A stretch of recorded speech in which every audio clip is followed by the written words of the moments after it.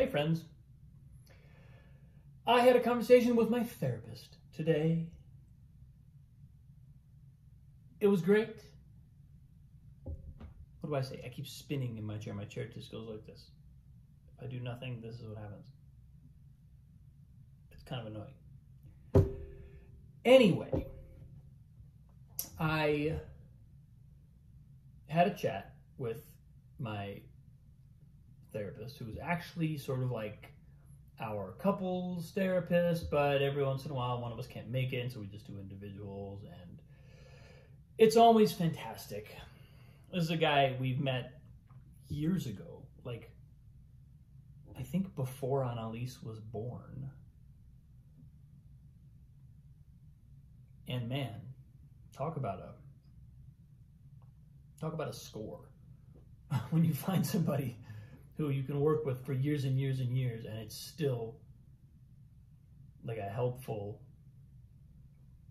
and always revelatory process. I was just kind of like thinking, what's it like for a therapist to work with somebody for like 5 or 6 years? Like, I wonder, because I see him taking notes. Like, I know he's got a history of what we've talked about. I don't know how often he goes over it, or like what he does to prepare for each session, if anything, but he's got to know us, and the only way he knows us is through our problems. Like, it's not like we're friends and we hang out and talk about everything in our lives, and every once in a while our problems come up. It's like that's all we talk about. The only things we come to him with are the things we want to solve. I don't know why my mind went there. Suddenly I was putting myself in my therapist's shoes. But one thing that I sort of wondered if it might be interesting to, kind of like, again, just musing on what might be his point of view.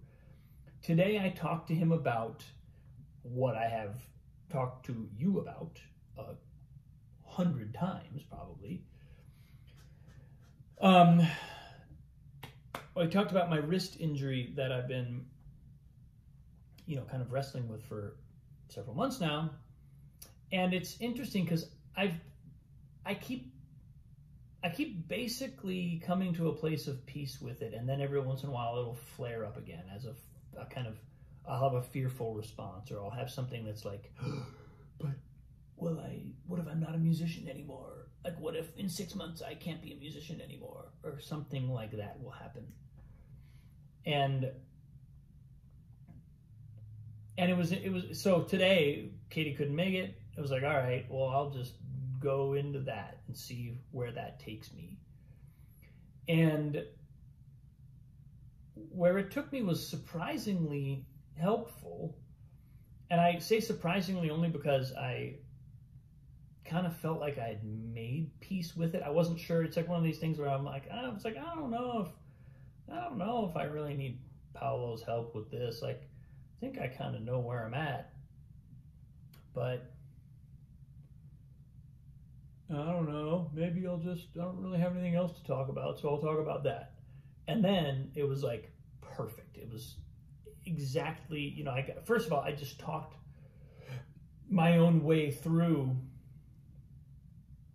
my feelings, my responses. I just got a chance to sort of unpack my own thinking a little bit. And then I got some feedback. I got some, because he's always very matter of fact. And, he said a couple of things. One, he said, there's really no chance of you not being a musician anymore. Like, it's a little late for that. Like, that's what you are. That's what you do. It doesn't matter what your hand does. That's what you do. So it's hard to, and it was like one of these moments where, in my irrational fear, that can become a question, right? I can be like, but what if I can't anymore? And then immediately it's like, well, hold on. What?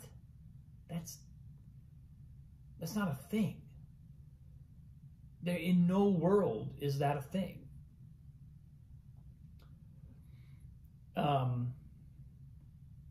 so he sort of like highlighted the ridiculousness of that fear. But then the other thing he said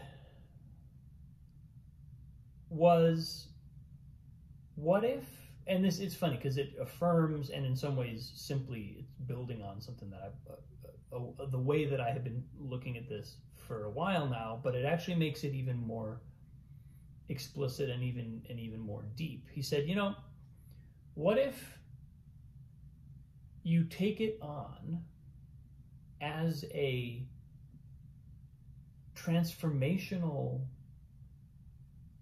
challenge to learn to do things with your non-dominant hand? And like, what if you don't just do it like because you need to preserve, you need to like baby or you know, compensate for the injury? What if you do it as a challenge, as a thing that you're gonna just learn to go to that hand, learn to go to your left hand? And this is where, you know, I've talked about how there was some energy locked up in my body, particularly my right hand. But the osteopath pointed it out. He said, you know, there's a tendency to want to dominate, a tendency to want to force things. And he didn't say that because he'd ever seen me do that. He said that because he was kind of reading the energy in my body. And I was like, wow, okay, you know, nailed it there, Andrew. Well spotted, sir. And out of that, I had sort of recognized, okay, I've injured that part of my body, and in some ways I was manifesting the issue when I injured my body. I was trying to force something, in this case, a tennis ball, to do what I wanted. And now I don't have that option. Now my hand cannot do that anymore. I can't force things with this hand, or I immediately feel the instability. I immediately feel the weakness inherent in trying to force something. So I can only do things when they're easy. And in fact, what I just said crystallizes something even more for me, because the truth is, the weakness that I now feel physically when I try to force something is a weakness that was already there. The weakness was already there. When I would try to force something, there was already inherent in that energy and in that sort of intention, there was a weakness, an instability. And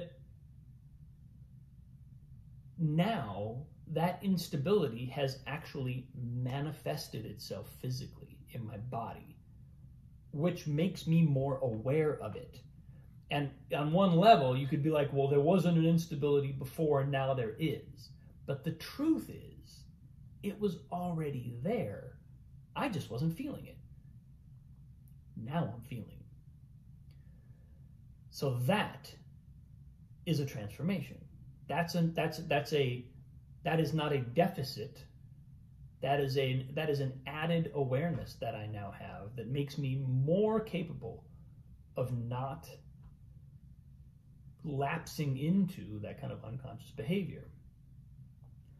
And so it was kind of in that spirit that Paulo suggested learning to use my left hand, not necessarily as my dominant hand, but possibly as my dominant hand, and in any case, as the hand that I rely on to do the things that I would have typically relied on my dominant hand to do. So like if I need to use a drill gun, I'm going to have to use my left hand.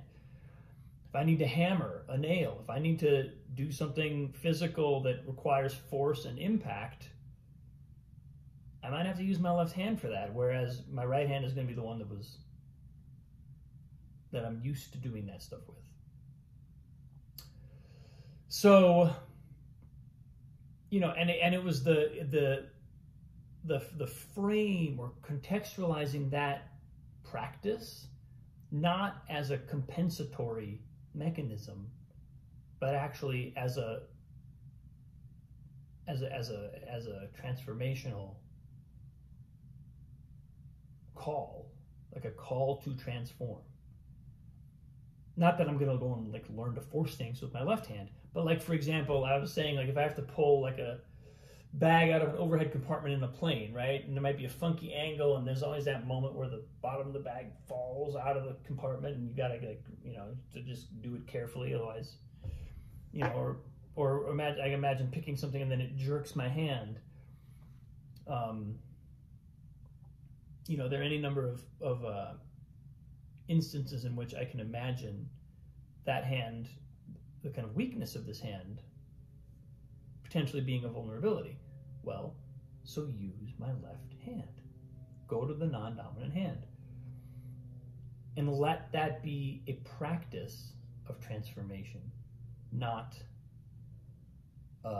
compensation. So it was cool. It was a good session. Amazing. That after all these years, so that back to where I started. I'm wondering, Paulo's been seeing me for so many years. I'm wondering, it must kind of be interesting, right? To like be working with somebody and then they get injured and then you have to work with them through that. And like, we're in a very different place than we were 6 years ago or whenever it was we met him. So, yeah. Anyway, and I'm continue to be as grateful for that relationship as anything. It's a big one. Thanks for watching, folks. I appreciate you. Have a wonderful day.